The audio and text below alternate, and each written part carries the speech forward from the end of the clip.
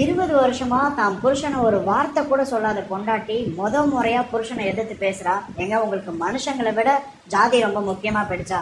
உங்க தங்கச்சி பரிமளம் இருக்காளே, ஒவ்வொரு வருஷமும் அவ பிறந்த நாளுக்கு உங்க காலில் விழுந்து ஆசீர்வாதம் வாங்கணும்னு வர்றப்பெல்லாம் செருப்பை விட கேவலமா அவளை நினைச்சிங்களே.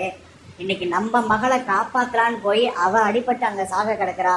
அந்த நிலைமையிலையும் என் அண்ணன் முகத்தை ஒரு தடவை பாத்துக்கணும்னு தானே கேக்குறா. அவளங்க உங்களுக்கு தாழ்ந்த ஜாதியா போயிட்டா? யாரோ ஒருத்தருக்கு ரோட்ல அடிபட்டு கிடந்தா கூட ஐயோன்னு எவன் ஒருத்தவன் பதறானோ அவன் தாங்க உலகத்திலேயே உயர்ந்த ஜாதி. அப்படி உங்க தங்கச்சிக்கு அடிபட்டது தெரிஞ்சு ஒருத்தவன் பதறி போய் வந்து இங்க சொன்னானே, அவன் தாழ்ந்த ஜாதின்னு சொல்லி அவன் நின்ன இடத்த கழுவி விட சொன்னீங்களே.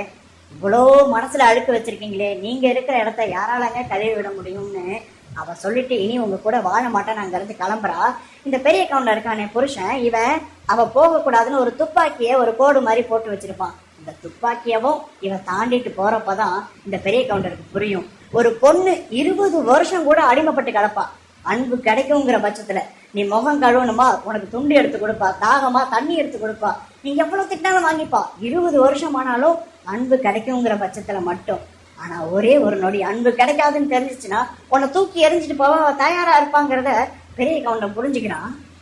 ஒரு சின்ன கோடு போட்டாலும் தாண்டி போகாத அந்த பொண்டாட்டி துப்பாக்கியவே தூக்கி போட்டாலும் அதை தாண்டி இப்ப போயிட்டு இருக்காங்கும் போது இந்த பெரிய கவுண்டர் திருந்துறான். சமயத்துல பொண்ணுங்க சொல்ற 2 வார்த்தை ஒரு ஆணோட வாழ்க்கையே ரொம்ப அழகா மாத்திருது பாருங்க.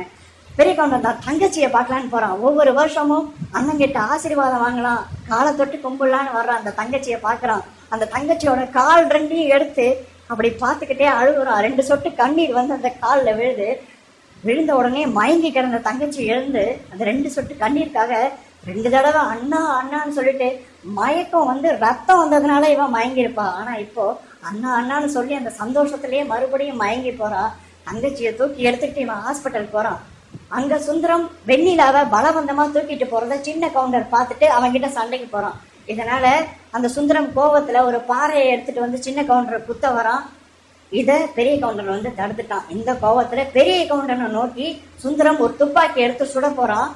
அப்ப சின்ன கவுண்டன் காப்பாத்தான்னு போறப்போ இந்த மயங்கி கிடந்த தங்கச்சி இருக்காளே, அவன் அந்த மயக்கத்திலையும் எழுந்து ஓடி வந்து அந்த வர்ற குண்டை அவ வாங்கிக்கிறா. ரத்தம் வடியுது. அந்த தங்கச்சியோட கண்ணுல கண்ணீர் வடிஞ்சாலே சின்ன கவுண்டர் தாங்க மாட்டான். இப்ப ரத்தம் வடிகிறத அவன் பாக்குறான். பிறந்த பாசம் தவிக்குதடி.